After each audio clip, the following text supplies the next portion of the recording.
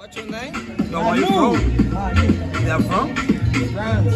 France, oui, monsieur. Que la pase bien de aquí a Marsella. De Marseille? No. ¿De dónde sos, París? De Nantes. Nantes. Nantes. Eso queda al noroeste. Sí. Sí. Yes, my friend. Aunque yo sé la geografía natural. Dios te bendiga ese mostacho natural. Que fino ese mostacho. My name sí, mi hermanito me dice muchacho. Hey, ando con el bro. Él de la vuelta para atrás de los mortales mi son. Machu. Manu, ¿cómo sabes tú? Tan fuerte como un mamú. Tiene los brazos como de Goku. Ese pecho pico de Macu. Y la barriga se te va a poner como la de Majin Buu. What's your name? Isabella. Isabela, Isabela. Isabela, Isabela. No, no. Isabela, Isabela, Isabela. Bienvenida a Cartagena, bienvenida a Cartagena, Isabela. Porque aquí solo hay muchas cosas buenas. Tu sonrisa hermosa, como la canción Macarena hermosa. Rosa, rosa, como una rosa. Esas trenzas que quedan divina, maravillosa.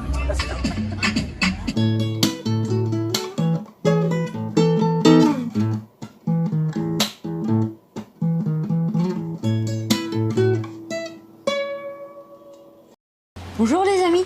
Bonjour.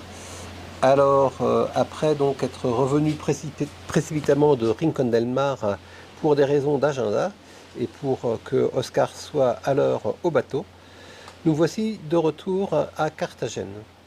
Carthagène, donc on y venait pour une raison bien précise et on s'est attelé tout de suite à la tâche, c'est-à-dire qu'on est allé mettre Oscar au port. C'est pas 40 degrés, pas loin, et je dois mettre des bottes, des sortes de chaussures qui font office de chaussures de sécurité pour aller au port. Pour aller au port, il faut avoir des manches longues, les jambes couvertes et des chaussures minces et des chaussures de sécurité. Bon, quand on était arrivé en Afrique du Sud, ceux qui ont regardé depuis le début, on n'avait que nos crocs et ça avait posé un problème. Là au moins, on a nos chaussures de marche. Et là, on est au niveau du transitaire et je sais pas, ça fait déjà un quart d'heure qu'elle nous dit encore 5 minutes, encore 5 minutes. Ah bon. Du coup, on a à peu près rangé Oscar, on l'a pas nettoyé volontairement parce que comme on est quand même fortement assujetti à des vols, on se dit que s'il est sale, les gens ils seront peut-être moins tentés, mais bon. On a emmené un maximum de trucs.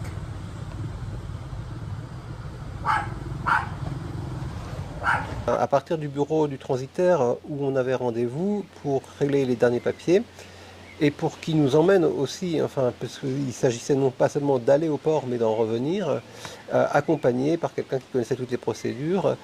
La situation était que j'étais seul habilité en tant que conducteur à amener Oscar à bon port, c'est le cas de le dire. Voilà, Manu vient de partir, moi je ne peux pas y aller parce qu'il n'y a qu'une seule personne qui peut rentrer dans le port. Du coup je vais attendre au bureau du transitaire. Le problème c'est que ça peut durer 3 ou 4 heures. Alors bon, heureusement que j'ai quelques travaux de vidéo à faire.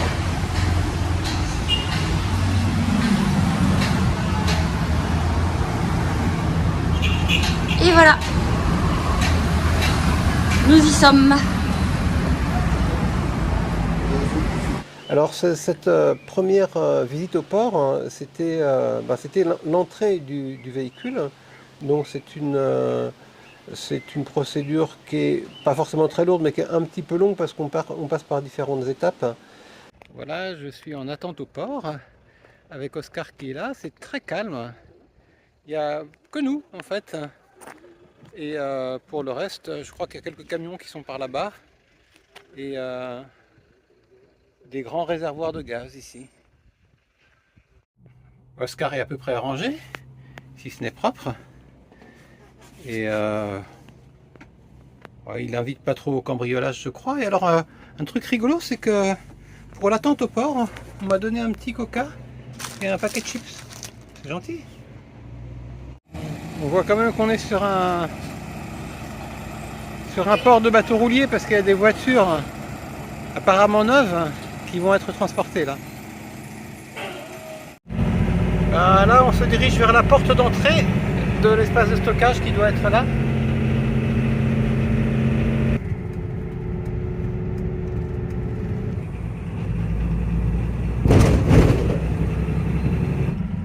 On va faire peser Oscar.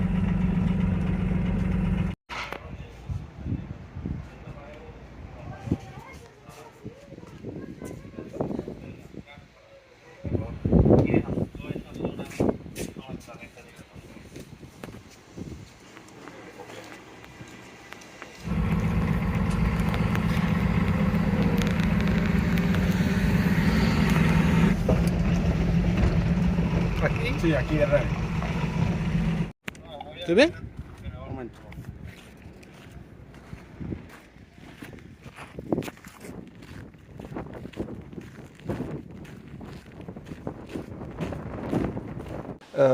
Et surtout, ben, c'était pour nous l'occasion de quitter Oscar. C'est-à-dire qu'une fois qu'Oscar était au port, on ne pouvait plus habiter dedans. Et donc il s'agissait d'avoir une sorte de double vie à partir de là. C'est-à-dire qu'on n'était plus... à la fois, on supervisait les formalités d'Oscar, mais surtout, on était devenus des touristes lambda dans la ville de Carthagène. Et ensuite, on a pris un taxi qui nous a emmenés dans le quartier qui s'appelle Gethsemane, à Carthagène, où on avait réservé un premier hôtel. Ensuite, d'ailleurs, on a changé d'hôtel régulièrement parce qu'on a la ville était assez chargée. Et Comme nous, on réserve jamais à l'avance, sauf la première nuit, et ben ensuite, on devait changer tous les jours, ce qui était un peu pénible, parce que à chaque fois, il faut refaire son sac à dos. Entre le check-out qui est généralement vers 11h midi et le check-in qui est à partir de 15h, et ben en fait on perd beaucoup de temps parce qu'on doit attendre d'avoir les clés de la chambre d'après. Enfin bon, c'est un détail, mais c'était pas très pratique. Ça aurait été mieux si on avait réservé carrément une semaine à Carthagène. Mais pour ça, il aurait fallu connaître exactement notre date de vol pour le Panama, et on y reviendra, mais bon, c'était pas très évident à caler ce vol pour le Panama. On aurait pu décider, à partir du moment où Oscar était parti, de quitter Carthagène, mais nous, on ne voulait surtout pas, parce qu'on n'est jamais à l'abri d'un problème au port. Et de toute façon, les 3 premiers jours, on ne pouvait pas partir. Parce que la veille ou l'avant-veille du départ du bateau, tout l'agenda se resserre en fait quand le bateau arrive effectivement. Et il y a une certaine limite, je crois, c'est 1 ou 2 journées avant le départ du bateau, on doit faire un contrôle anti-narcotique. Bon, alors là, je viens de sortir du taxi, je me dirige vers le bâtiment vers lequel j'ai rendez-vous pour qu'on aille ensemble, c'est notre agent transitaire, pour qu'on aille ensemble faire le contrôle anti-narcotique. C'est le début de la journée, la ville est très active.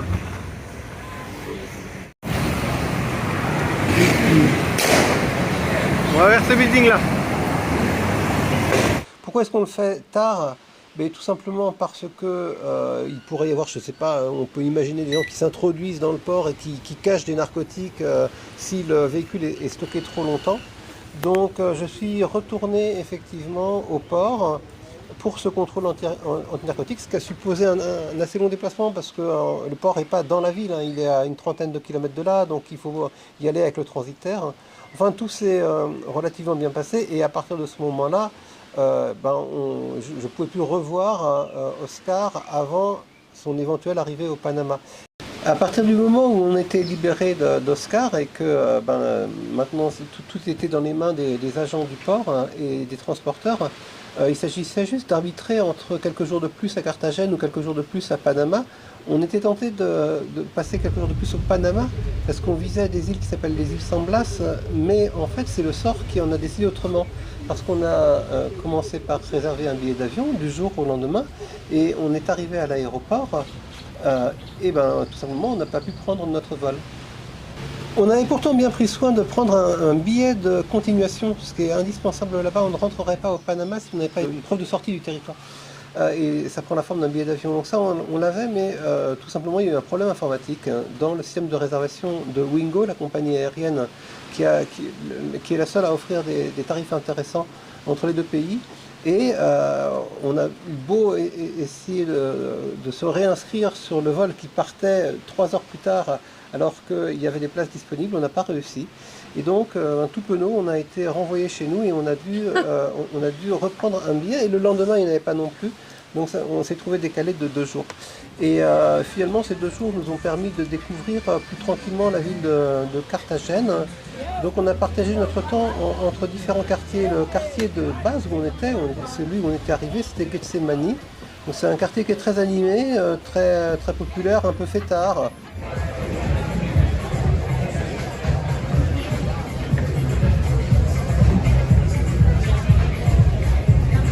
Ici c'est un restaurant, mais c'est aussi une partie de l'église. Tu vois, c'est l'ancienne sacristie.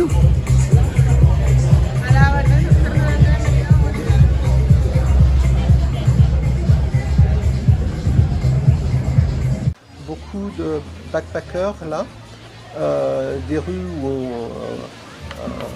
on sert des cocktails pas très chers, donc très animés avec des chanteurs de rue, des animations.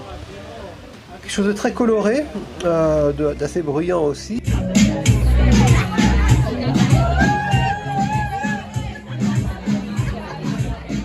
Et donc, comme on l'a dit, on a navigué d'hôtel en hôtel dans ce quartier. Et puis il y avait aussi un parc qui était tout près de là où on allait régulièrement se ressourcer. C'est un parc où on a vu des paresseux. En fait, ce sont des paresseux qui ont été récupérés parce qu'ils étaient pris comme animaux de compagnie. Et encore une fois, on l'a dit plein de fois dans les vidéos, ils sont très très mignons quand ils sont tout petits. Et puis quand ça grandit, les gens s'en débarrassent. Donc il y a 9 paresseux dans ce parc. Donc ces 9 paresseux, on est loin de les avoir vus tous les 9. Je crois qu'on en a vu 2 en haut des arbres. Difficilement photographiables. Et il y a aussi, alors là, une multitude de petits singes titi. Alors là, ça saute de partout, ils sont pas du tout farouches, tout simplement parce qu'il y a les touristes qui ouvrent le paquet de chips. Et donc, ils viennent chercher à manger. Bon, là, on a fait de jolies photos, de jolies vidéos. Et puis, curieusement, on a attendu, je crois, à peu près 2 jours sans jamais franchir la limite de ce parc. Et puis, on a fini par la franchir. Et on découvre une deuxième ville touristique. Alors, je ne parle même pas de la ville locale et de la ville industrielle. C'est un deuxième quartier touristique qui n'a pas la même logique que le précédent parce qu'il est plus beau sur le plan architectural. Le premier est plus, on va dire, street art, dans le genre un peu moderne, fun. Le second est plus bourgeois. Il est aussi colonial. Il y a des jolies façades, des hôtels plus chers. Et surtout, des restaurants plus chers. Et surtout, il y a les remparts qui sont là. Parce que Carthagène était une ville fortifiée et donc une ville qui avait un sens dans la conquête espagnole du continent. Et il reste ces remparts qui sont de très grands remparts majestueux, qui sont aussi devenus des lieux de promenade et des lieux de fête. Et il y a l'un des bars les plus connus, les plus fréquentés en fait, qui est juste à l'angle d'un rempart, parce que les remparts sont, ils sont pas tout à fait droits, ils ont des formes en épis. Et sur un des épis des remparts, il y a ce bar qui pour nous a une histoire particulière. Oui, parce que c'était le jour de mon anniversaire. Mais alors franchement, ce bar, bon, il est très bien, mais c'est vraiment une histoire de popularité, parce qu'alors, comme il est en haut des remparts et près de la mer, il y a un vent, mais une fois qu'on est assis, on peut à peine se parler. Il fait pas très chaud du coup, donc on voit tous les gens qui sont avec leur verre ou leur plateau de charcuterie qu'ils ont commandé, sans pouvoir se parler. Bon, c'était mon anniversaire et on a donc pris un cocktail et on s'en souviendra longtemps. On vient de vivre une expérience de cocktail. Alors, on n'a pas beaucoup d'expérience en général, mais je crois qu'ils font juste des cocktails chers où ils foutent 2 ou 3 fois plus d'alcool que les autres. Après un seul cocktail, on est torché.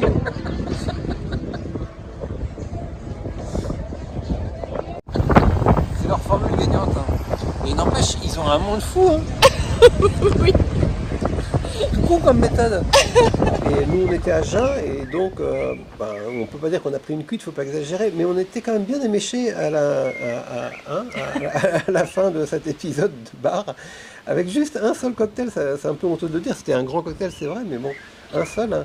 Et on est rentré presque en titubant, en fait, à notre hôtel, mais ça reste un bon souvenir. On a marché droit.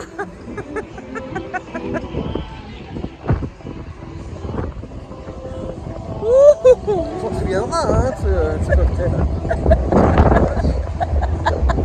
On s'en souvient trop, là.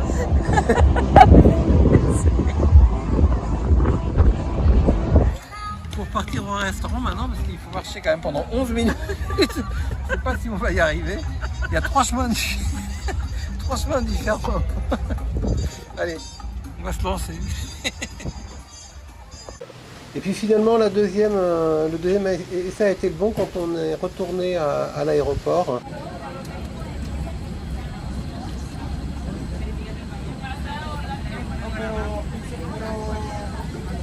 One step further.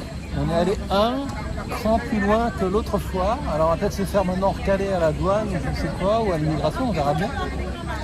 Mais là, on a passé la barrière de la compagnie aérienne.